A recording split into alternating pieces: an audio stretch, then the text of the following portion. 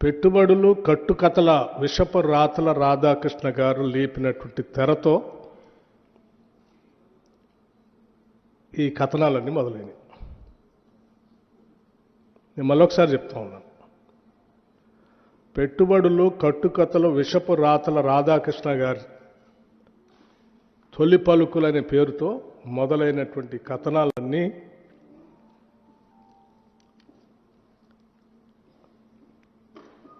ఒక తప్పుడు ప్రచారం, రాష్ట్ర ప్రభుత్వం పైన కావాలని నిందలు మోపటం, ఊహాగానాలతో కూడినటువంటి కథనాలు రాయటం, ఆ కథనాల్ని అల్లిపుచ్చుకుంటూ రోజుకు ఒక కథ వండి వార్చటం ఈరోజు జరుగుతూ ఉంది. నిజంగా నాకు ఈ రాష్ట్ర ఉప ముఖ్యమంత్రిగా ఈ ప్రజల యొక్క సంక్షేమాన్ని,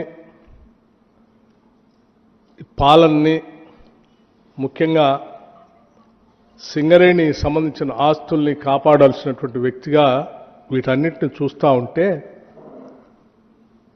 ఏ రాబందులు, ఏ గద్దలు, ఏ దోపిడీదారుల ప్రయోజనాల కోసమో ఈ కథనాలన్నీ వస్తున్నట్టుగా కనిపిస్తూ ఉన్నాయి. చిన్నప్పుడు నేను ఎక్కడో వినేవాడిని, ఏ నినాదం వెనక ఎవరి ప్రయోజనాలు దాగున్నాయో అని. ఏ నినాదం వెనక ఎవరి ప్రయోజనాలు దాగున్నాయో అని.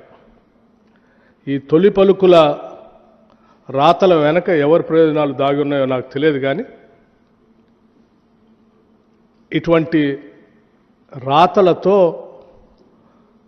తెలంగాణ సంబంధించినటువంటి అతిపెద్ద ప్రభుత్వ రంగ సంస్థ పైన